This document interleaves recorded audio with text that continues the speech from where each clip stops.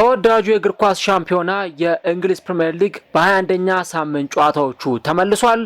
በዚህ ሳምንትም ትልቁን የእግር ኳስ ጨዋታ መርሃ ግብር በነገው ዕለት የምንመለከት ይሆናል።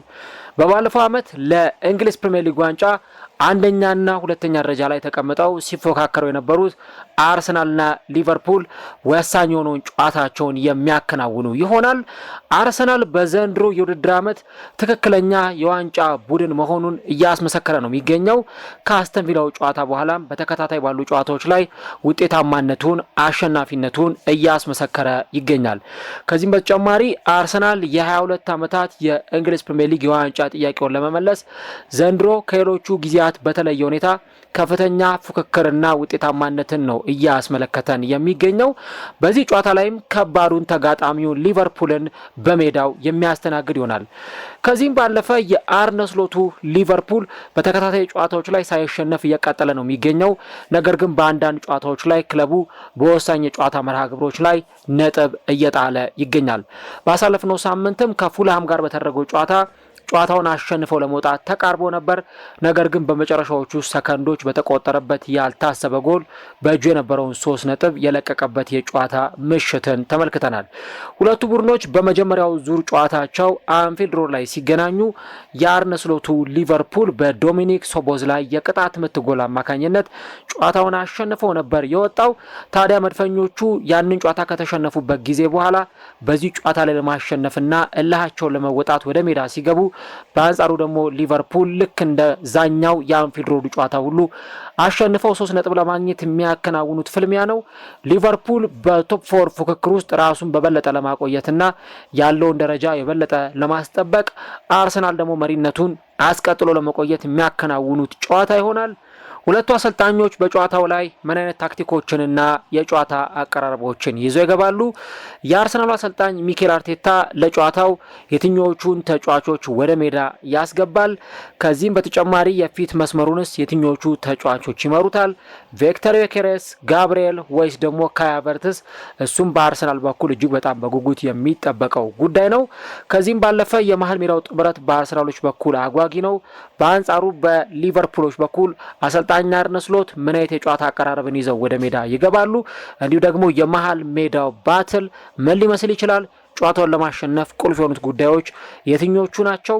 እነዚህንና ሌሎች ጉዳዮችን እስከ ቪዲዮ መጨረሻ ድረስ ከኛ ጋር አብራችሁ ከቆያችሁ የምንነግራችሁ ይሆናል። ሰላም ጤና ይስጥልን። የተወደዳችሁና የተከበራችሁ ውድ ቻናላችን ተከታታዮች እንዴት ናችሁልን? እግዚአብሔር ይመስገን እኔ በጣም ደህና ነኝ። የምትገኙት አራዳ ሜዳ ኦፊሻል የዩቲዩብ ቻናላችን ላይ ነው። ለቻናሉ አዲስ ከሆናችሁ የዩቲዩብ ገጹን ሰብስክራይብ በማድረግና የደወል ምልክቷን በመጫን የቻናላችን ቤተሰቦች እንድትሆኑ የአክብሮት ግብዣችን ነው። ቪዲዮውን ስትጀምሩ ደግሞ ዩቲዩብ ፕሮግራሙን ለብዙዎች እንዲያደርሰው አዳዲስ ሰብስክራይበሮችን ፕሮግራሙን እንዲመለከቱት የእናንተ በብዛት ላይክ ማድረግ እጅግ በጣም አስፈላጊ ነው። ስለዚህ ፕሮግራም ቢያንስ በትንሹ 500 ላይክ እንዲኖረው እንፈልጋለን። ለእናንተ የ3 ሰከንድ ስራ ነው። ፕሮግራሙን ላይክ በማድረግ ጀምሩት። የአራዳ ሜዳ ኮሜንታተር ተስፋ ወርቅ ሉል ሰገድ አብሬያችሁ ቆይታ አደርጋለሁ። ዛሬ ዕለቱ ገና ነው። እንኳን ለጌታችንና ለመድኃኒታችን ለኢየሱስ ክርስቶስ የልደት በዓል በሰላም አደረሳችሁ ለማለት እንወዳለን። ለመላው ክርስትና እምነት ተከታዮች በዓሉ የሰላም የፍቅር እንዲሁ ደግሞ የጤና እንዲሆንላችሁ አራዳ ሜዳ ይመኛል። የበዓል መልእክቶቻችሁንም ኮሜንት ላይ የገባችሁ ሀሳቦቻችሁን ልታጋሩን ትችላላችሁ። የእንግሊዝ ፕሪሚየር ሊግ እንግዲህ በ21ኛ ሳምንት የጨዋታ መርሃ ግብሮቹ ተመልሷል። በጣም ወሳኝና ትልልቅ የሚባሉ ጨዋታዎችም ይከናወናሉ። ያው ተራራቢ የሆኑ ጨዋታዎች ናቸው እየተከናወኑ ያሉት። ለክለቦች ፋታ የሚሰጥ ጊዜ አይደለም በዚህ ሰዓት የተመለከትን ያለ ነው። ከባለፈው የኖቬምበር ወር ጀምሮ ከዛ በኋላ ሙሉን የታህሳስ ወር አሁን ደግሞ የጥር ወርም ላይ እንደምንመለከተው እስከ የካቲት ወር አጋማሽ ድረስ ክለቦች በተከታታይ ወሳኝ ጨዋታዎችን በ2 ቀን አንዳንዴም በ3 ቀን በ4 ቀን ልዩነቶች እያከናወኑ ነው የሚገኙትና ለፕሪሚየር ሊግ ክለቦች እያንዳንዱ የጨዋታ መርሃ ግብሮች እጅግ በጣም አድካሚና ብዙ ጉልበትን የሚጨርሱ ፈታኝ የሆኑ የጨዋታ መርሃ ግብሮችን እየተመለከትን እንገኛለን። እንግዲህ በዚህ ሳምንት ከሚደረጉና በጣም ትልቅ ትኩረት ከተሰጣቸው ጨዋታዎች መካከል አንደኛው የብዙሃኑን ትኩረት የሳበው የሳምንቱ ትልቁና ተጠባቂው ጨዋታ በኤምሬትስ ስታዲየም የሚደረገው የአርሰናልና የሊቨርፑል ጨዋታ ነው። እንግዲህ ሁለቱ ቡድኖች በባለፈው ዓመት የዋንጫ ተፋላሚ ወይም ደግሞ የዋንጫ ተፎካካሪ የነበሩ ቡድኖች ሆነው እንደዘለቁ ሁላችንም እናስታውሳለን። ምንም እንኳን ሊቨርፑል በርቀት የፕሪሚየር ሊጉን ዋንጫ ገና 2 እና 3 ጨዋታ እየቀረው የሊጉን ዋንጫ ማንሳቱን ቢያረጋግጥም ነገር ግን አርሰናል ለረጅም ጊዜ ሁለተኛ ሆኖ ሊቨርፑልን በቅርብ ርቀት ለመከተል ሊቨርፑልን ከመሪነቱ ለመግታት ከፍተኛ ጥረት ሲያደርግ እንደነበር አስተውለናል። እነዛን ሁኔታዎች ስናይ ነበር። ዘንድሮ ደግሞ ይህ ነገር የተገላቢጦሽ ሆኖ የሊጉ ደረጃ ሰንጠረዥ መሪነት ላይ አርሰናል ተቀምጦ በአንጻሩ ደግሞ በአራተኛ ደረጃ ላይ ሊቨርፑል ተቀምጦ ነው ሁለቱ ቡድኖች የሚገናኙት ማለት ነው። ምናልባት ስለ ዋንጫ ፉክክሩ ካነሳን ሊቨርፑል ለዋንጫ ፉክክሩ በጣም ሩቅ ይመስላል። ምክንያቱም በሁለቱ ቡድኖች መካከል የምን ያክል ነጥብ ልዩነት አለ የሚለውን ነገር ስናነሳ የ14 ነጥብ ልዩነት በሁለቱ ክለቦች መካከል አለ እና አሁን ካለው ሁኔታ አንጻር ያውም ደግሞ ሊቨርፑል ወጥ የሆነ ጊዜን እያሳለፈ አይደለም ያለው። በተከታታይ ጨዋታዎች ላይ ምንም እንኳን ያለመሸነፍ ጉዞን እያስቀጠለ ቢገኝም ግን ደግሞ አለመሸነፍ ስንል አቻንም እንደሚጨምር ደግሞ እዚሁ ጋር ያይዘን ማንሳት ይጠበቅብናል እና ሊቨርፑል አሁን ባለው ሁኔታ ለዋንጫው ቅርብ ነው ከማለት ይልቅ ለቶፕ 4 የሚፎካከር ክለብ ነው የሚለውን ነገር ማንሳት የተሻለ ይሆናል። እዚህ ቶፕ 4 ቦታ ላይ ደግሞ እነ ቼልሲ፣ ማንቸስተር ዩናይትድ፣ ብሬንትፎርድ፣ ሰንደርላንድ፣ ኒውካስል በከፍተኛ ሁኔታ እየተፎካከሩ ይገኛሉ። እስከ 9ኛ ደረጃ ያሉት ክለቦች በጣም በከፍተኛ ሁኔታ ነው ለቶፕ 4 እየተፎካከሩ የሚገኙት ማለት ነው። ሊቨርፑልን እንግዲህ ስንመለከት በዚህኛው የውድድር ዓመት ለዋንጫ የተጠበቀ ቡድን ነበር። ነገር ግን ያንን የተጠበቀበትን ኤክስፔክቴሽን ማግኘት የቻለ ቡድን አይደለም። የባለፉት ጨዋታዎቹ ደግሞ አንዳንዶቹ በአቻ ውጤት የተጠናቀቁ ናቸው። ያሸነፋቸውም ጨዋታዎች አሉ። ሊቨርፑል እንግዲህ ለመጨረሻ ጊዜ የተሸነፈው በኖቲንጋም ፎረስት ነው 3-0 በሆነ ውጤት አንፊልድ ላይ የተሸነፈው በፕሪሚየር ሊጉ። ከዛ በኋላ በቻምፒየንስ ሊጉ 4-1 አንፊልድ ላይ ተሸንፏል በፒኤስቪ።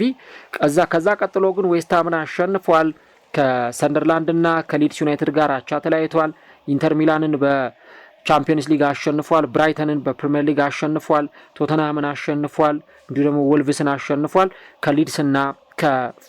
ከሊድስና እንዲሁ ደግሞ ከፉልሃም ጋር አቻ ተለያይቷል። ስለዚህ ያለፉት 8-9 ጨዋታዎች ሊቨርፑል በጣም በጥሩ ሁኔታ ውጤት እያስመዘገበ የወጣባቸው ያልተሸነፈባቸው ሽንፈትን አቮይድ ያደረገባቸው ጨዋታዎች መሆናቸውን እናነሳለን።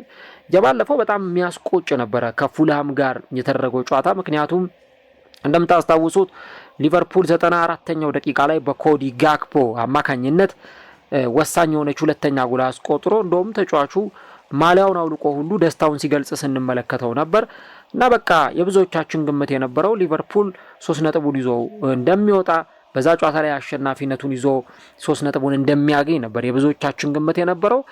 ከዛ በኋላ ግን 97ኛው ደቂቃ ላይ የሪድ በጣም አስገራሚ ከርቀት የተቆጠረች ሮኬት ጎል ሊቨርፑልን 3 ነጥብ እንዳያገኝ እንቅፋት ሆናባቸዋለች እና በዛ ጨዋታ ላይ እንግዲህ 3 ነጥብ ለማግኘት የተቃረበው ቡድን ያንን 3 ነጥብ ሳያገኝ ቀርቷል ማለት ነው። አሰልጣኝ አርነ ስሎትም ከዛች ጎል ይልቅ የመጀመሪያው አጋማሽ ላይ ያመከኗቸውን እድሎች ነው በጨዋታው ላይ ጥሩ እንዳልነበረው ክፍል አድርገው ሲያነሱ የነበሩትና የመጀመሪያው አጋማሽ ላይ የግብ እድሎችን ስናመክን ነበር፣ ያ ዋጋ አስከፍሎናል የሚል ነጥቦችን ሲያነሱ ነበር። ስለዚህ ሊቨርፑል ከተከታታይ የነጥብ መጣል ጨዋታዎች በኋላ ነው ወደ ኤምሬትስ የሚመጣው። ለሊቨርፑል ጨዋታውን ከባድ የሚያደርግበት አንደኛው ነገር የሚገጥመው የሊጉ መሪ አርሰናል መሆኑን ብቻም ሳይሆን በዚህ ዓመት በሜዳቸው ካልተሸነፉ ሁለት ክለቦች መካከል አንደኛው መሆኑ ነው። ሰንደርላንድን እናነሳለን። ዘንድሮ በስታዲየም ኦፍ ላይት ሽንፈት ያላጋጠመው ቡድን ነው። አርሰናልም ዘንድሮ ኤምሬትስን ደፍሮ እስካሁን ድረስ የሚያሸንፈው ክለብ አልተገኘም። ከውድድር ዓመቱ መጀመሪያ ጀምሮ አርሰናልን ስንመለከት በዚህ በኤምሬትስ ስታዲየም በሚያከናውናቸው ጨዋታዎች ላይ ጨዋታዎችን እያሸነፈ 3 ነጥቦችን ይዞ እየወጣ የሚገኝ ቡድን ነው። እንደው ባያሸንፍ እንኳን ወይ ደግሞ ነጥቦችን ይዞ ባይወጣ እንኳን ልክ ከማንቸስተር ሲቲ ጋር እንደተደረገው ጨዋታ አቻ ይለያያል እንጂ አርሰናል ኤምሬትስ ላይ እጅ የሚሰጥ ቡድን አይደለም። ይህንን ስንል ፕሪሚየር ሊግ ላይ ብቻም አይደለም፣ በካራቦ ካፕም እንዲሁ ደግሞ በቻምፒየንስ ሊግም ላይ ተመሳሳይ የሆኑ ነጥቦችን ነው የምናነሳው እና አርሰናል ኤምሬትስ ስታዲየም ላይ በጣም ከባድ ተጋጣሚ ነው። ልክ የዛሬ 15 ዓመት ወይ የዛሬ 10 ዓመት እንደነበረው አይደለም። የዛሬ 15 ዓመት ወይ የዛሬ 10 ዓመት አርሰናልን ኤምሬትስ ላይ ለማሸነፍ ክለቦች በጣም ተማምነው በራስ መተማመን ስሜት ወደ ሜዳ ይገቡ ነበር። ግን አሁን ካለው የደጋፊ ድባብ ከአትሞስፌሩ ጋር ከከፍተኛው የደጋፊ ይሄ ከፍተኛ የሆነ ቫይብ ጋር ተያይዞ ጨዋታው ለተጋጣሚዎች እጅግ በጣም ከባድ ይሆናል ኤምሬትስ ስታዲየም ላይ ማሸነፍና እንግዲህ በዚህ አርሰናል ዘንድሮ ባልተሸነፈበት ኤምሬትስ ስታዲየም ላይ ነው ይህንን ጨዋታ ለማሸነፍ ወደ ሜዳ የሚገቡትና ለሊቨርፑል ጨዋታውን ትንሽ አስቸጋሪ የሚያደርገው ይሄ ጉዳይ ይሆናል። አርሰናልን በተመለከተ እንግዲህ የትኞቹ ተጫዋቾች ሊሰለፉ ይችላሉ የሚሉትን ነገሮች እናነሳለን። አርሰናል በፕሪሚየር ሊጉ የውድድር ዓመቱ ማብቂያ ላይ ልክ ግንቦት ወር ላይ የሊጉን ዋንጫ ማንሳት የሚፈልግ ከሆነ ከዚህ በኋላ የሚያከናውናቸውን በተለይ በጥር ወር ውስጥ የሚያከናውናቸውን ተከታታይ ጨዋታዎች የካቲት ወር ላይ የሚያደርገውንም ጨዋታ ሳይቀር አሸንፎ መውጣት ይጠበቅበታል። ተጋጣሚዎቹ ቀላል የሚባሉ አይደሉም። እነ ሊቨርፑልን የሚያገኝበት ጊዜ አለ፣ እነ ማንቸስተር ዩናይትድን የሚያገኝበት ጊዜ አለ እና ለፕሪሚየር ሊጉ ዋንጫ ማሸነፍ አርሰናል ወሳኝ የሚባሉትን ታይሞች እየተሻገረ ነው የሚገኘው። በጣም በብቃት በጣም በብልሃት እነዚህን ወቅቶች እያሳለፈ ነው የሚገኘው። ለምሳሌ አርሰናል የመጀመሪያዎቹን ሳምንታት በብቃት ነበር የተወጣው። ከዛ በኋላም ቀጥሎ 8ኛውም ሳምንት 10ኛው 12ኛው 14ኛው ሳምንት ላይ አርሰናል ሲጓዝ የነበረበት ጉዞ እጅግ በጣም ጥሩና ጠንካራ ተፎካካሪነቱን ያሳየበት ነበረ። ብዙዎች ምናልባት ምክንያታዊ ናቸው ለማለት አንዳንድ ነጥቦችን ሊያነሱ ይችላሉ፣ ግን አስቸጋሪ ነው። አርሰናል በቦክሲንግ ዴይ ወይም ደግሞ በዲሴምበር ወር ላይ በሚያከናውናቸው ጨዋታዎች መፍረክረክ ይጀምራል፣ መፈራረስ ይጀምራል የሚሉ ነጥቦችን ሲያነሱ ነበረ። ምናልባት ከአስቶን ቪላው ጨዋታ በስተቀረ አርሰናል እነዚህን ጨዋታዎች እያሸነፈ ነው የሚገኘው። አርሰናል አሁን እንግዲህ ሰዎች ያን ነገር ሊረዱትም ይችላሉ ላይረዱትም ይችላሉ። አክሴፕት የማድረግ ያለማድረግ ጉዳይ ካልሆነ በስተቀረ በትክክል የዋንጫ ካራክተር ያለው ወይም ደግሞ የዋንጫ ጠባይ ያለው ቡድን መሆኑን እያሳየ ይገኛል። በቃ ጨዋታዎቹ ላይ ለምሳሌ ምቾት ያለው ጨዋታ ላይ ይጫወት ይችላል፣ ደጋፊዎችን የሚያስደስት ጨዋታ ላይ ይጫወት ይችላል፣ ወይ ደግሞ ፕሮባብሊ ሜዳ ላይ ያለው ጨዋታ በጣም አርሰናል የተቸገረበት የጨዋታ መርሃ ግብር ሊሆን ይችላል። ግን አርሰናል ምቾት ተሰምቶት እንደሚያሸንፈው ሁሉ ምቾት ሳይሰማውም በጣም ተቸግሮም ጨዋታዎችን እያሸነፈ ይወጣል። ለዚህ ደግሞ ማሳያ አድርገን የምንጠቅሰው የባለፈውን የቦርንመዝ ጨዋታ፣ ከዛ በፊት የነበረውን የወልቭሱን ጨዋታ፣ ሌሎች የጨዋታ መርሃ ግብሮችን እናነሳለን እና አርሰናል ኮምፎርታብል ሆኖ ብቻም ሳይሆን በጣም ተቸግሮም በማጥቃቱ ረገድ ጎል ለማስቆጠር ረጅም ደቂቃዎች ፈጅተውበትም ሳይቀር አርሰናል አሸንፎ ይወጣል። ከዛ ደግሞ ትልልቅ በምትሏቸው ጨዋታዎች ላይ የትልቅ ቡድን ሜንታሊቲውን ወይ ደግሞ ለዋንጫ ለምንድን ነው አርሰናል ዘንድሮ እየታጨ ያለው የሚለውን ፐርፎርማንስ የሚያሳብቅ የሜዳ ላይ ብቃትን ሲያሳይ እንመለከታለን። ለዚህ ደግሞ የአስቶን ቪላውን ጨዋታ መመልከት እንችላለን። አርሰናል በአስቶን ቪላው ጨዋታ ላይ ይፈተናል የሚል ግምት ነበረ የአብዛኞቹ ሰዎች የነበረው፣ የፐንዲቶቹም እኛም ቢሆን ስናነሳ የነበረው አርሰናል አስተን ቪላ አሸንፎታል ከጥቂት ሳምንታት በፊት። እዚህም ጨዋታ ላይ ቀላል ተጋጣሚ አይሆንም።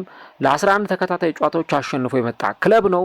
ስለዚህ በዚህ ጨዋታ ላይ ይፈተናል ሲባል ነበር። ግን ነገሮቹ ከግምት በተቃራኒ ነው የሆኑት። በተለይ በሁለተኛው አጋማሽ አርሰናል በፍጹም ከአስቶን ቪላ ጋር በማይመጣጠን ፐርፎርማንስ ኢን ማይልስ በሚርቅ ፐርፎርማንስ ነው አስቶን ቪላን እዛ ጨዋታ ላይ 4 ግቦችን አስቆጥሮ ያሸነፈው። ስለዚህ ለሊቨርፑል አንድ ከባድ የሚሆነው እንዳይነቱ ነገር ነው። ሊቨርፑል እዚህ ጨዋታ ላይ ይዞት የሚገባው አድቫንቴጅ በተከታታይ ጨዋታዎች ላይ ያልተሸነፈ ክለብ መሆኑ በስነ ልቦና ረገድ ከዛ መጥፎ ከሚባለው የውጤት ቀውስ እየወጣ የመጣ ቡድን በመሆኑ ምክንያት የአንዳንድ ጥሩ አድቫንቴጅ ሊታይለት ይችላል። ከዚህ በተጨማሪ በባለፈው ዓመትም ሁለቱ ክለቦች እንዳየነው በአቻ ውጤት ነው ሁለቱንም ጨዋታዎች ያጠናቀቁት። አንፊልድ ሮድ ላይም ሁለታቻ ነው የተለያዩት፣ ኤምሬትስ ስታዲየም ላይም ሁለታቻ ነው የተለያዩት። ስለዚህ ሊቨርፑል ከአርሰናል ጋር ያሉት የቅርብ ሪከርዶቹ ያለመሸነፍ ውጤትን ያስመዘገበባቸው ናቸው። በዚህኛውም ዓመት የተጫወቱትን ጨዋታ ተመልክተናል። ዶሚኒክ ሶቦዝላይ የቅጣት ምት ጎል አስቆጥሮ ሊቨርፑል አሸንፎ እንደነበር እናስታውሳለን። አርሰናል በአርቴታ በኩል ሊቨርፑል በአርነ ስሎት በኩል ምን አይነት የተጫዋችና የጨዋታ አመራረጦችን ይዘው ሊገቡ ይችላሉ የሚለውን ነገር መመልከት ጠቃሚና አስፈላጊ ይሆናል። ምክንያቱም ሁለቱም አሰልጣኞች የመጀመሪያውን ዙር ጨዋታ በአንፊልድ ሮድ ባከናወኑበት ጊዜ የመፈራራት አይነት የጨዋታ መርሃ ግብርን ነበር ያስመለከቱን የነበረው። ሊቨርፑልም በጣም ደፈር ብሎ የሚያጠቃ ቡድን አልነበረም። እንዲሁ ደግሞ አርሰናልም በጣም ደፈር ብሎ በጀብደኝነት የሚያጠቃ ቡድን አልነበረም። እንደውም አርቴታ በቃ ስህተት ሰርቷል። የመረጠው የጨዋታ ስታይል፣ የመረጠው የጨዋታ አቀራረብ ስህተት የሰራበት ነው፣ ስህተት የተሞላበት ነው። ምናልባት ደፈር ብሎ ቢጫወት፣ ደፈር ብሎ ቢያጠቃ ኖሮ፣ በደንብ ኳሱን ኮንትሮል ቢያደርግ፣ በተደጋጋሚ ጊዜ ወደ ፋይናል ሰርድ እየሄደ ተጋጣሚዎቹን ቢያስጨንቅ ኖሮ፣ ሊቨርፑልን ቢያስጨንቅ ኖሮ እዛ ጨዋታ ላይ አይሸነፍም ነበር የሚሉ ነጥቦች ሲነሱ እንደነበረ እናስታውሳለን። እና አርቴታ ምናልባትም ያንን ጨዋታ ቁጭ ብሎ ሙሉ ቪዲዮውን የሚመለከተው ይመስለኛል። በዚህ ጨዋታ ላይ ምን ስህተት ነበር የሰራሁት፣ የቱጋ ነበር ክፍተቴ፣ እዚህ ጨዋታ ላይ ምን ነገሮችን ባደርግ፣ ምን ነገሮችን ባስተካክል ውጤት ላመጣ እችላለሁ የሚለውን ነገር ሊመለከተው ይችላል። እና በእርግጠኝነት የምነግራችሁ ነገር አርቴታ በዚህ ጨዋታ ላይ በጣም ደፈር ብሎ ልክ የአስቶን ቪላው ጨዋታ ላይ እንዳደረገው፣ የቶተንሃሙ ጨዋታ ላይ እንዳደረገው፣ የባየር ሚዩኒኩ ጨዋታ ላይ እንዳደረገው በድፍረት እየወጣ ሲያጠቃ ልንመለከት እንችላለን። ግን ማጥቃት ሲባል እንደው ዝም ብሎ በግብታዊነት ወይ ደግሞ በስሜታዊነት ማጥቃት ሳይሆን በደንብ በተረጋጋ ስልታዊ በሆነ መንገድ ብዙ ጊዜ የአርሰናልን ማጥቃቶች ካያችሁ ስራቸውን የሚጀምሩት የመጀመሪያው አጋማሽ ላይ ነው። ውጤታማ የሚሆኑት ደግሞ ሁለተኛው አጋማሽ ላይ ነው። ለዚህ ማሳያ አድርገን የራሱ የአስቶን ቪላን ጨዋታ መመልከት እንችላለን። በአስቶን ቪላው ጨዋታ ላይ ከባድ የሆኑ ወረራዎችን ሲፈጽሙ የነበሩት በመጀመሪያው አጋማሽ ላይ ነው። ሁለተኛው አጋማሽ ላይ ግን በደንብ ጎል በማስቆጠር ደግሞ ያ ወረራ ውጤታማነቱን ፕሩፍ አድርጓል ወይም አስመስክሯል ማለት ነው። ስለዚህ አሁንም እንዲህ ካሉት አጫዋቾች ጋር አርሰናል በደንብ ራሱን ፕሩፍ የሚያደርግበትና ጎሎችን እያስቆጠረ ውጤታማነቱን የሚያረጋግጥበትን የጨዋታ ምሽት ሊያሳልፍ ይችላልና የሊቨርፑል የተከላካይ መስመር ተጫዋቾች ከፍተኛ ጥንቃቄ ሊያደርጉ ይገባል። በተለይም አርቴታ ቀደም እንዳልኳችሁ የዛኔ በአንፊልድ ሮድ ሲጫወት በቃ ጥንቃቄን መርጦ ነበር የገባውና በካውንተር አታክ ኳሶችን ካገኘው አስቆጥራለሁ። ከዛ ውጭ ግን ያን ያህል ማጥቃቱ እንደሌላው ጊዜ በጣም ይሄ ሃይ ኢንቴንሲቲ የነበረው ከፍተኛ ፕሬሸር ያሳደረበት ስላልነበረ እንዲህ አይነት ሁኔታዎችን ስንመለከትና ስናይ ነበርና ለሊቨርፑል የአርሰናልን ይሄንኛውን ወረራ ማስቆም፣ በመስመር ተጫዋቾች በኩል የሚደረጉ ማጥቃቶችን ማስቆም እጅግ በጣም አስፈላጊ ነገር ይሆናል። አርቴታ እዚህ ጨዋታ ላይ የትኞቹን ተጫዋቾች ሊጠቀም ይችላል ብለን ካልን እኔ ፊት መስመሩን በእርግጠኝነት አዲስ ነገር ካልተፈጠረ ትሮሳርድ፣ ዩኬሬስ እና ቡካዮ ሳካ ይመሩታል ብዬ ነው የማስበው። ያው የጎል ማስቆጠር ችግር አለበት ቪክቶር ዩኬሬስ። አንዳንዶች ፍሎፕ ነው ይላሉ። በቃ ይሄ የከሰረ ዝውውር ነው የሚሉ ነጥቦችን ያነሳሉ። ነገር ግን ደግሞ አርቴታ አሁንም ጊዜ እንደሚያስፈልገው ለዚህ ተጫዋች ጊዜ ሊሰጠው እንደሚገባ ነው የሚያምነው። ኢቭን ዴክላን ራይስም ቢሆን ስለ ቡድን ጓደኛው ቪክቶር ዩኬሬስ በጣም ፓሽኔት በሆነ መንገድ ተጫዋቹ ኢነርጄቲክ የሆነ ተጫዋች መሆኑን ሲያነሳ ነበርና በዚህ ጨዋታ ላይ እሱ ይጀምራል ተብሎ ነው የሚጠበቀው። እንግዲህ ስለነ ካይ ሃቨርትዝ ወይ ደግሞ ስለ ሌሎች ተጫዋቾች ካይ ሃቨርትዝ በባለፈው ጨዋታ ላይ ስብስብ አልነበረም እና አርቴታ ይህንን ተጫዋች በስብስብ ውስጥ ያካትተዋል ወይ የሚለውን ነገር እንግዲህ ዛሬ በሚሰጠው ጋዜጣዊ መግለጫ ላይ የምናረጋግጥ ይሆናል። ካይ ሃቨርትዝ በስብስብ ውስጥ ይካተታል አይካተትም ከሚለው ነገር ጋር ተያይዞ ያሉ ነጥቦችን መሃል ሜዳው ዴክላን ራይስ በባለፈውም ከጉዳት ተመልሶ 2 ጎሎችን አስቆጥሯል። ዙቢሜንዲና እንዲሁ ደግሞ ሌላኛው ተጫዋች የቡድኑ አምበል ማርቲን ኦዴጋርድ ይሰለፋሉ ተብሎ ነው የሚጠበቀው። ያው ካላፊዮሪ የለም በጉዳት ምክንያት፣ ስለዚህ ሂንካፔ በዚህ ቦታ ላይ ይጀምራል እንደኔ ግምት ከሆነ ማለት ነው። ሳሊባና ማጋሌሽ እንዲሁ ደግሞ ቲምበር በግብ ጠባቂ ቦታ ላይ ደግሞ ዳቪድ ራያን እንመለከታቸዋለን። ይሄ የኔ ፕሪዲክቲቭ ላይንአፕ ነው ወይም ግምታዊ አሰላለፍ ነው። ምናልባት በዚህ ጨዋታ ላይ በደንብ ሊቨርፑሎች ሊጠነቀቋቸው ከሚገቡ ነገሮች መካከል አንዱ የአርሰናልን የሴት ፒስ የቆሙ ኳሶች ነው። አሁን ማጋሌሽ ተመልሷል። የማጋሌሽ መመለስ ደግሞ ለአርሰናል የቆሙ ኳሶች እጅግ በጣም ጠቃሚው ነገር እንደሆነ በእነዚህ ሁኔታዎች ላይ በደንብ እየተመለከትን እንገኛለን። ገና ከጉዳት እንደተመለሰ በመጀመሪያው ቋሚ 11 ውስጥ በገባበት ጨዋታ ነው አስቶን ቪላ ላይ የቆመ ኳስን ተጠቅሞ ጎል ሲያስቆጥር የተመለከት ነውና አርሰናሎች ለምን ይሄንን ተጫዋች ሚስ እንዳደረጉት በደንብ የሚያረጋግጥ ጨዋታ ነበር ማለት ይቻላል። ስለዚህ አርሰናል የቆመ ኳስ በዚህ ጨዋታ ላይም ተጠናክሮ ሊቀጥል እንደሚችል መጠበቅ ይቻላል። ሌላው በሊቨርፑል በኩል ምን አይነት ስታርቲንግ ላይንአፕ ልንመለከት እንችላለን። ወይም አሰልጣኝ አርነ ስሎት ምን አይነት አስተላለፍ ይዘው ሊገቡ ይችላሉ የሚለውን ነገር ስናይ እንግዲህ በዚህ ጨዋታ ላይ አሊሰን ቤከር በቋሚነት ይጀምራል ተብሎ ነው የሚጠበቀው። ሚሎስ ኬርኬሽ፣ ቨርጂል ቫን ዳይክ፣ ኢብራሂማ ኮናቴ የተከላካይ መስመሩን ይመሩታል። ኮነር ብራድሊ ወይስ ፍሪምፖንግ የትኛውን ተጫዋች አሰልጣኝ አርነ ስሎት ያስጀምራሉ? ይሄ በጣም ትልቁ ጥያቄ ነው። እዚህ ቦታ ላይ ተጫዋች ለማሰለፍ አርነ ስሎት ሲመርጡ ማጥቃታቸውን ብቻም ሳይሆን መከላከላቸውንም ጭምር በደንብ እያሰቡበት እሱንም ከግምት እያስገቡ መሆን አለበት። የቀኙ መስመር ማለት የአርሰናል የግራው መስመር ነው። ስለዚህ በቀኙ መስመር ላይ ለምሳሌ ፍሪምፖንግ የሚጫወት ከሆነ ሊፋጠጥ የሚችለው በአርሰናል የተቃራኒ መስመር ወይም የግራ መስመር ላይ ከሚጫወተው ፒየሮ ሂንካፔ ጋር ነው። ሂንካፔ ደግሞ በጣም ገዘፍ ያለ ተጫዋች ነው። ቴክኒካሊ ጥሩ አቅም ያለው ተጫዋች ነው እና ከዚህ ተጫዋች ጋር የመጋፈጥ ኃላፊነትን ይወጣል እና እንደኔ ፍሪምፖንግ ይጀምራል የሚል ግምት ነው ያለኝ። ግን ኮነር ብራድሊንም ሊያስጀምሩት ይችላሉ አርነ ስሎት። ማካሊስተር እና ሪያን ግራቨንበር የ6 ቁጥር ወይም ደግሞ የደብል ፒቮት ተከላካይ አማካይ ጥምረቱን ይመሩታል። በአማካይ ቦታ ላይ ወይም የአጥቂ አማካይ ቦታ ላይ ዶሚኒክ ሶቦስላይ በቀኙ መስመር በኩል በሞሳላ ቦታ ላይ ሲጫወት የምንመለከተው ይሆናል። በተለይ ለአርሰናል ተጫዋቾች በጣም ፈታኝ የሚሆነው አንድም የዚህ ተጫዋች በዚህ ቦታ ላይ መጫወት ነው። እንዲሁ ደግሞ ኩርቲስ ጆንስ እና ፍሎሪያን ቬትስ ይጫወታሉ ተብሎ ይጠበቃል። ኩርቲስ ጆንስ እኔ ቤንች የሚሆን ይመስለኛል በዚህ ጨዋታ ላይ እና ኮዲ ጋክፖን አሰልጣኙ ሊያስጀምረው እንደሚችል ነው የምጠብቀው። ያው የፊት መስመር ላይ ደግሞ ልክ በባለፉት ጨዋታዎች ላይ ሲያደርግ የነበረውን አይነት አሰላለፍ ሊጠቀም የሚችልበት እድል ይኖራል እና ኮዲ ጋክፖን እዚህ ቦታ ላይ ሊያመጣው ይችላል። አሊያም ደግሞ ሌሎች አማራጮችን ሊከተሉ ይችላሉ አሰልጣኝ አርነ ስሎት። ለአርሰናል ፈተና የሚሆነው እንግዲህ የዚህ ጨዋታም ትልቁ ተርኒንግ ፖይንት የሚሆነው የመሃል ሜዳው ባትል ወይም የመሃል ሜዳው ፍልሚያ ነው። ሁለቱም ጠንካራ ተጫዋቾች አሏቸው። ለምሳሌ ዙቢሜንዲ በሊቨርፑል በጣም ሲፈለግ የነበረ ተጫዋች ነው እና ሊቨርፑሎች ምን አይነት ተጫዋች ሚስ እንዳደረጉ ምናልባትም ሊረዱባቸው ከሚችሉ ጨዋታዎች መካከል አንዱ ሊሆን እንደሚችል ይጠበቃል። እሱም በዚህ በኩል እናነሳለን። በሊቨርፑል በኩል ደግሞ ሌላኛውን ተጫዋች ሪያን ግራቨንበርህን እናነሳለን ማለት ነው። ሁለቱም ጠንካራ ተጫዋቾች ናቸው። መከላከሉን የሚያግዙ በጣም ጠንካራ ሸርተቴን መውረድ የሚችሉ አይነት ተጫዋቾች ናቸው እና የሁለቱ ተጫዋቾች ባትል ይጠበቃል። ከዛ ደግሞ ማካሊስተር እንዲሁ ደግሞ ሌላኛውን ተጫዋች ዴክላን ራይስን እንመለከታለን።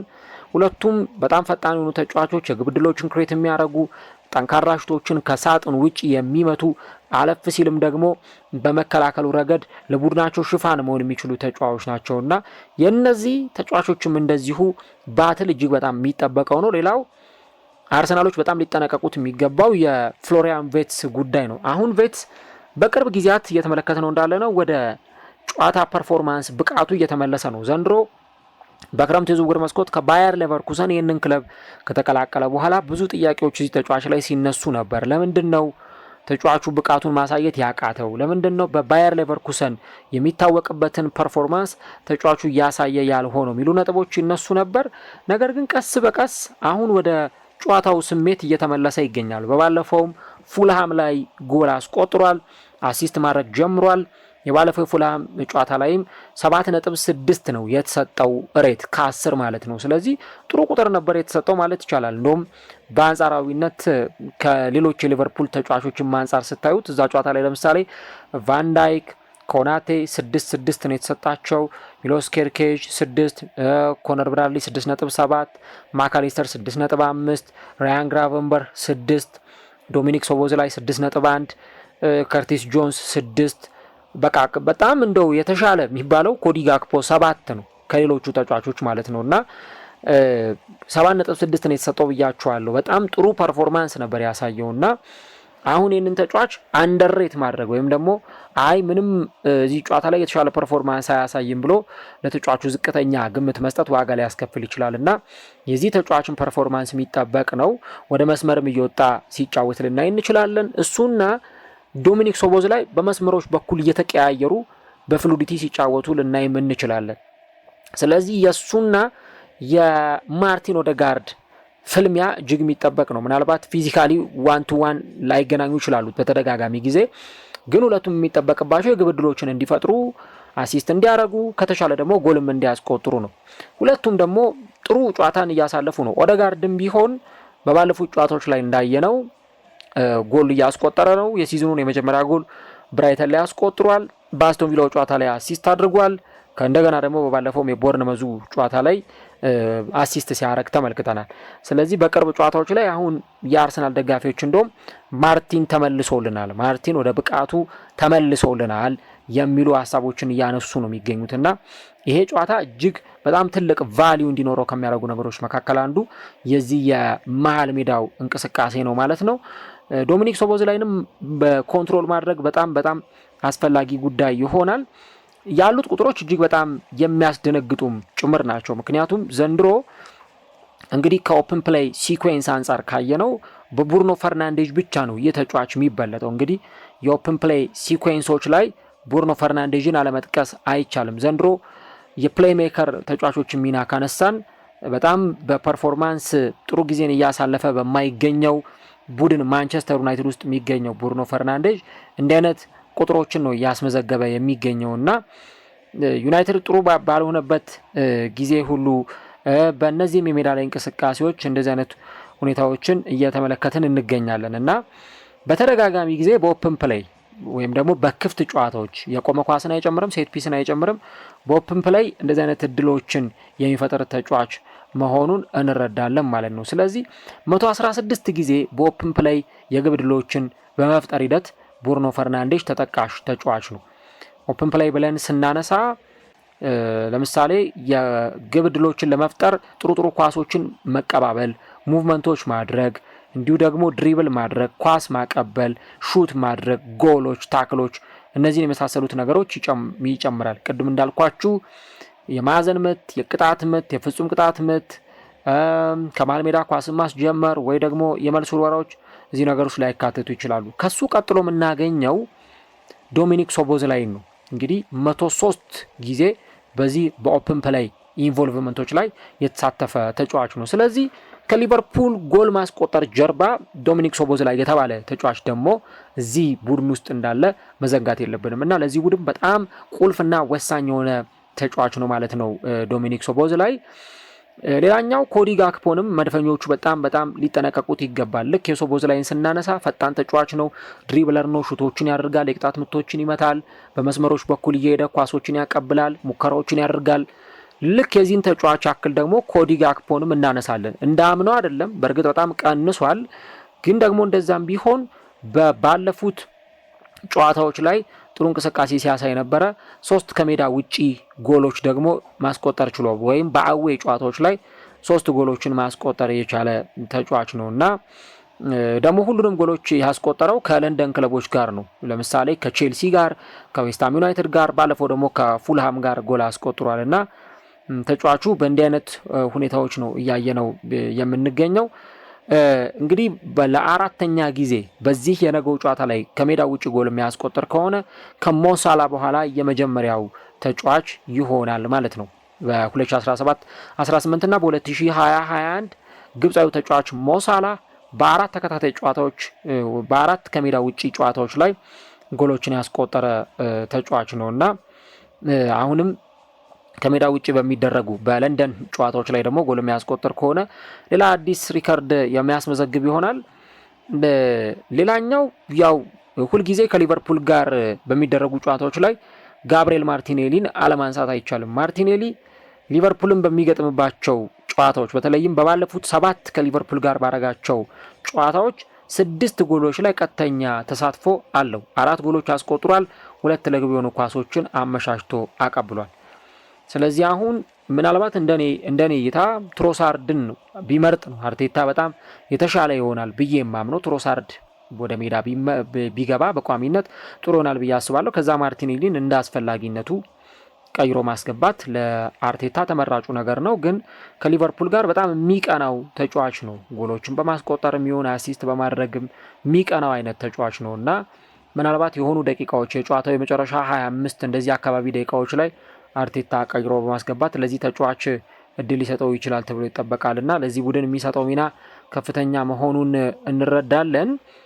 መጨረሻ ላይ ማንሳት የሚገባን ግን የመከላከሉን መዋቅር ነው። በሁለቱ ቡድኖች በኩል ያለው መከላከላቸው በሁለቱም ቡድኖች በኩል አሁን ለምሳሌ አርሰናልን ካነሳን በተለይ ደግሞ ዘንድሮ አጀማመራቸው ላይ በጣም የሚያስገርም ነበረ። ግን በኋላ ላይ የማጋሌሽ መጎዳት የሳሊባም ያልነበረባቸው ጨዋታዎች ነበሩ። እነዛ አርሰናል ላይ ግቦች እንዲቆጠሩ ሲያደርጉ ተመልክተናል እንጂ አርሰናል ላይ ኢላማውን የጠበቀ ሙከራ እንኳን ማድረግ ምን ያክል በጣም እጅግ አስቸጋሪና ፈተና እንደነበረ በእነዚህ የተለያዩ ሁኔታዎች ላይ ስንመለከትና ስናይ ነበረ እና እንግዲህ አርሰናል በመከላከሉ ረገድ ምን አይነት አፈጻጸም ሊኖረው ይችላል? በጣም ጠንካራ ናቸው የሚሰለፉት አራቱም ተጫዋቾች በጣም ግዙፍ ናቸው። ቲምበር ነው። የቀይ መስመር ማጥቃቱን በደንብ ያግዛል፣ ይከላከላልም። ሳሊባና ማጋሌሽ ይህ ጥምረታቸው ከተመለሰ በኋላ በጣም ድራማቲካል በሆነ መንገድ ነው አሁን የአርሰናል መከላከልም ኬሚስትሪው የተመለሰውና ማጋሌሽ ባለፈው ያንን ስህተት ሰርቶ እንኳን መልሶ እንደገና ነው ሪከቨር አድርጎ ጎል ሲያስቆጥር ያየ ነው። ስለዚህ ዊችዝ በጣም ጥሩ የሆነ አፈጻጸም አሳይቷል። ማጋሌሽ በመከላከሉ ላይ ያንን ስህተት ቢሰራም አልፎ አልፎ ከስንት ጊዜ አንድ ያጋጥማል እንደዚህ አይነት ስህተቶች። ሳሊባ ነው በዝምታ ልክ ማጋሌሽን ስታዩት አሁን ሚጮ በጣም ፓሽኔትድ የሆነ ተጫዋች ነው። ሳሊባ ደግሞ በዝምታ ውስጥ ሆኖ ቡድኑን እየመራ የሚጫወት ተጫዋች ነው።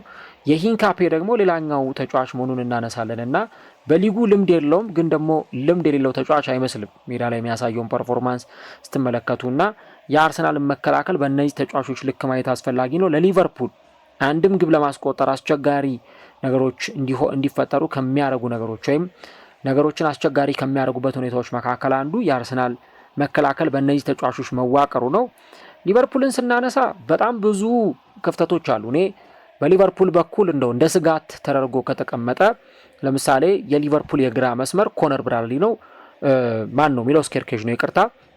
በዛ ቦታ ላይ ደግሞ ቡካዮ ሳካ ነው የሚጫወተው እና ሳካ የሆነች ትንሽዬ ስፔስ ነው የሚፈልገው። በቃ ለማጥቃት ጎል ለማስቆጠር አሲስት ለማድረግ ጥቂት ስፔሶችን ነው የሚፈልገው እና ያንን ስፔስ የሚሰጡት ከሆነ ያንን ነገር ከማድረግ ወደ ኋላ አይልም እና ሚሎስ ኬርኬዥ ደግሞ ዘንድሮ በጣም በብዙ እየተተቸነ ያለው በማጥቃቱ ረገድ ቡድኑን የሚያግዝበት ሁኔታ ክፍተት ያለበት ነው። መከላከሉ ላይም ሚሎስ ኬርኬዥ ክፍተት አለበት። ትቷቸው የሚወጡ ስፔሶች ለተጋጣሚዎች ጎል ለማስቆጠር የተመቹ ናቸው። ጭራሽ ደግሞ እዚህ ቦታ ላይ የሚጫወተው ተጫዋች በሊቨርፑል የግራ መስመር በአርሰናል የቀይ መስመር ላይ የሚጫወተው ተጫዋች ቡካዮ ሳካ እና እዛ ቦታ ላይ ተደርቦ ሌላኛው ቲምበር ኦደጋርድ እንደሚጫወቱ ስናስብ ለሊቨርፑል በጣም ነገርየውን ፈተና ሊያደርጉት ይችላሉና የአርሰናል ማጥቃት ወደ ቀኝ ብዙ ጊዜ አዘን ብሎ ካያችሁ አንድም በዚህ ምክንያት መሆኑን ማንሳት ያስፈልጋል። እኔ እንደው ብራድሊን ቢያስገቡት ሊመርጡ ይችላሉ። ፍሪምፖንግ ከገባ ግን እንደው ለማጥቃቱ ሊያግዝ ይችላል እንጂ ለመከላከሉ በጣም ክፍተት ነው የሚፈጠረው። እዚህ ቦታ ላይ ብራድሊም ይግባ ፍሪምፖንግ ከትሮሳርድ ጋር ከፍተኛ የሆነ ግብ ማድረጋቸው አይቀርምና ትሮሳርድ ደግሞ በጣም በሳል ተጫዋች ነው። አሁን በትሮሳርድና በማርቲኔሊ መካከል ያለውን ልዩነት ብናይ ማርቲኔሊ በጣም ፈጣን ነው፣ በጣም ድሪብለር ነው፣ ቶሎ ብሎ ወደ ሳጥን ይገባል። የውሳኔ ችግር ግን ሊኖርበት ይችላል።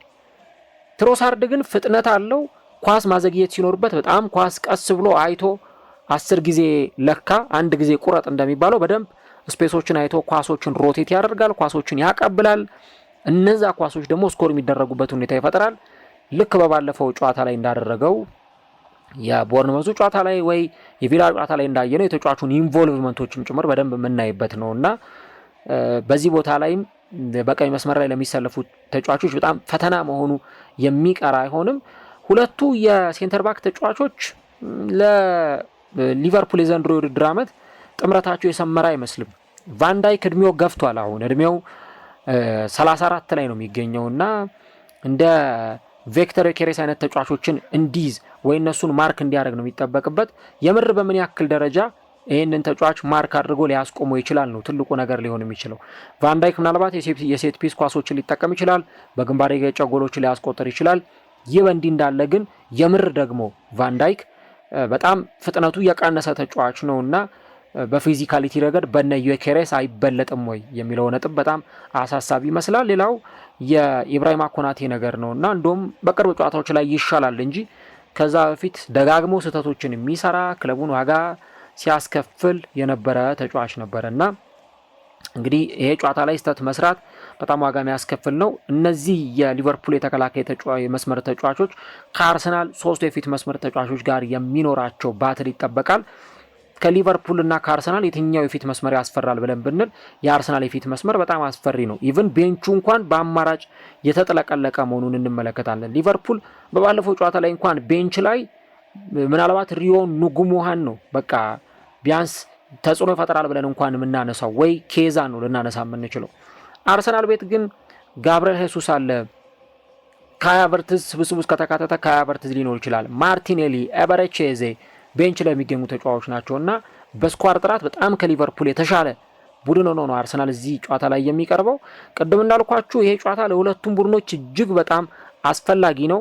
ምክንያቱም አርሰናል ከማንቸስተር ሲቲ እና ከአስቶን ቪላ በ6 ነጥቦች ልዩነት ርቆ ነው ይህንን ጨዋታ የሚያከናውነው። ስለዚህ በቀጣዮቹም ጨዋታዎች ላይ እያሸነፈ መቀጠል ስለሚጠበቅበት ይህንንም የሊቨርፑልን ጨዋታ በበላይነት መወጣትና ማሸነፍ ይጠበቅበታል። ከዚህ በተጨማሪ ማንቸስተር ሲቲ እንግዲህ ዛሬ ምሽት ከብራይተን ጋር ጨዋታውን የሚያከናውን ነው የሚሆነው እና ምናልባት ነጥብ ልዩነቱን አጥብቦ ሊጠብቀው ስለሚችል አርሰናል ማሸነፍ አለበት። በአንጻሩ ደግሞ ሊቨርፑልም ከቶፕ 4 ላለመራቅ የግድ ይህንን ጨዋታ ማሸነፍ ይኖርበታል። ቶፕ 4ዎች ተመካክረው ነው አቻ እየወጡ የሚገኙት። ሊቨርፑል አቻ ሲወጣ ዩናይትድም አቻ ይወጣል፣ ቼልሲም አቻ ይወጣል፣ ሰንደርላንድም አቻ ይወጣል። 2 ተከታታይ ሳምንት የተመለከትነው ያንን ነው። ስለዚህ አሁን ይሄ ነገር ሁሌ ላይቀጥል ይችላል። ሁሉም አንድ ጊዜ አቻ ላይወጡ ይችላሉ። ስለዚህ በደንብ ትኩረት ማድረግ አስፈላጊ ነውና ሊቨርፑል ደረጃውን ላለመልቀቅ ከተቻለም ወደ 3ኛ ደረጃውን በደንብ ከፍ እያደረገ ለመሄድ ይህንን ጨዋታ ማሸነፍ ይጠበቅበታል ማለት ነው። ለማንኛውም ጨዋታው እንግዲህ ምሽት 5 ሰዓት ላይ በኤምሬትስ ስታዲየም ይደረጋል። በዚህ ጨዋታ ላይ ማን አሸንፎ ይወጣል? ምናልባት ሊቨርፑል የሚያሸንፍ ከሆነ የበለጠ ደረጃውን ለማሻሻል ጥሩ እድል የሚያገኝበት ይሆናል። አርሰናል ግን የሚያሸንፍ ከሆነ ለዋንጫ ማሸነፍ ግስጋሴው ተጨማሪ 3 ነጥብ የሚጨምርበት ብቻ ሳይሆን ተጨማሪ ምልክቶችን ወርቃማ ምልክቶችን እያደመቀ እየጻፈ የሚሄድበት ነው። ዘንድሮ እነ ቶተናምን ከማንቸስተር ሲቲ ጋር አቻ ሲወጣ እነ ቶተናምን ሲያሸንፍ ከዛ ደግሞ ሌሎች ተጋጣሚዎችንም እያሸነፈ ነቪላን እያሸነፈ ሲሄድ ወርቃማ ምልክቶችን እየጻፈ ነው ሄደውና ይህንንም ጨዋታ የሚያሸንፍ ከሆነ ሌላኛውን ወርቃማ ምልክት አስቀምጦ መሄዱ አይቀርምና ዘንድሮ አርሰናል ይሄ ዋንጫ ከኛ ያልፍም ደጋፊዎቻችን በእኛ ተማመኑ እርግጠኛ ሁኑ ብለው ለመናገር የግድ ይህንን ጨዋታ አሸንፈው መውጣት ይጠበቅባቸዋል። ሁለቱም ለማሸነፍ ነው ወደ ሜዳ የሚገቡት። የትኛው ቡድን አሸንፎ ይወጣል የሚለውን አብረን እንመለከታለን። የውጤት ግምቶቻችሁን ጻፉልን። ኮሜንት ላይ የገባችሁ ኮሬክት ስኮር ግምቶቻችሁን ጻፉልን። ማን ያሸንፋል? አርሰናል ወይስ ሊቨርፑል ወይስ ጨዋታው ባቻ ውጤት ይጠናቀቃል? ኮሜንት ላይ የገባችሁ ሀሳቦቻችሁን ልጽፉልን እንችላላችሁ። ሐሙስ ምሽት ተጠባቂው ጨዋታ በኤምሬትስ ስታዲየም ሰሜን ለንደን ላይ ይከናወናል። ሊቨርፑል ከተከታታይ ጨዋታ በኋላ በፉልሃም እንግዲህ የለንደን ጨዋታውን አከናውኗል። የምዕራብ ለንደኑን ክለብ ገጥሟል። አሁን ደግሞ ወደ ሌላኛው የለንደን ከተማ ወደ ሰሜን ለንደን በመምጣት አርሰናልን የሚገጥም ነው የሚሆነው። ከሁለቱ የትኛው ቡድን ያሸንፋል? ሐሙስ ምሽት የሚኖረው ጨዋታ ለዚህ ትክክለኛውን ምላሽ የሚሰጥ ይሆናል ማለት ነው።